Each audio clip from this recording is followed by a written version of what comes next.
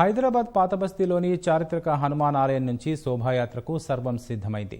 12 కిలోమీటర్ల మేర జరిగే ఈ యాత్ర తాడ్బంద్ వీరాంజనేయ స్వామి దేవాలయం వద్ద ముగుస్తుంది.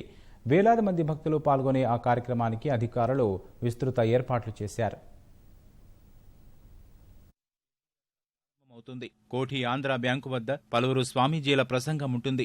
12 కిలోమీటర్లు సాగే యాత్ర తాడ్బండ్ వీరాంజనేయ స్వామి దేవస్థానం వద్ద ముగుస్తుంది. శోభాయాత్ర దృష్ట్యా పోలీసులు కట్టుదిట్టమైన భద్రతా ఏర్పాట్లు చేశారు. 12,000 మంది పోలీసులతో పటిష్ట భద్రత కల్పిస్తున్నట్లు హైదరాబాద్ సిపి అంజనీ కుమార్ వెల్లడించారు. ఎవ్రీ ఇయర్ మార్నింగ్ 8:39 మధ్యలో ఈ ప్రొసెషన్ గౌలీగూడ నుంచి స్టార్ట్ అవుతుంది.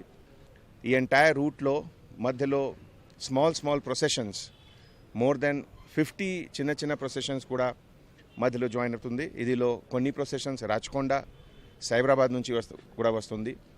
మన సిటీ పోలీస్ తరఫు నుంచి ఆల్మోస్ట్ 10,000 పైన ఆఫీసర్స్, తర్వాత 20 ప్లటూన్స్ ఆఫ్ టీఎస్ఎస్పీ మన డీజీ గారు ఇచ్చారు. ఇవన్నీకి కూడా డిప్లాయ్మెంట్ అవుతుంది. మన కమాండ్ అండ్ కంట్రోల్ రూమ్లో ఈ ఓన్లీ ఫర్ ఈ రూట్ కోసం 450 పైన కెమెరాస్ ఇన్స్టాల్ చేశాము. ఆల్మోస్ట్ ప్రతి 10 yards 15 yardsకి ఒక కెమెరా ఉంది. వేలాది మంది భక్తులు శోభాయాత్రలో పాల్గొనే అవకాశం ఉండడంతో ఆ మార్గంలో పోలీసులు ట్రాఫిక్ ఆంక్షలు విధించారు. జీహెచ్ఎంసీ సిబ్బంది రోడ్లు, చెట్లు, విద్యుత్ తీగలు వంటి విషయాల్లో ముందు జాగ్రత్తలు చేపట్టారు. భక్తులకు ఏ ఇబ్బంది లేకుండా తాగునీరు సహా అన్ని ఏర్పాట్లు చేసినట్లు జీహెచ్ఎంసీ కమిషనర్ దానకిషోర్ వివరించారు. మనకు దాదాపు ఆల్మోస్ట్ 12 కిలోమీటర్ల నుంచి 18 కిలోమీటర్ల రోడ్ అయితే ఉందో మనకు శోభాయాత్ర జరిగే ప్రాంతం అంతా కూడాను కావాల్సిన ఏర్పాట్లు, ముఖ్యంగా రోడ్స్ క్లీన్గా ఉంచుకోవడం, నీట్గా ఉంచడం.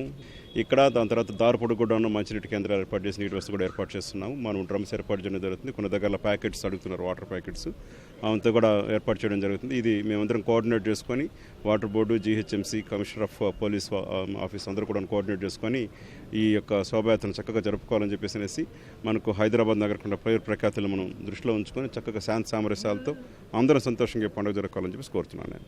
హనుమాన్ శోభాయాత్ర ప్రశాంత వాతావరణంలో జరిగేలా ప్రజలంతా సహకరించాలని అధికారులు సూచించారు.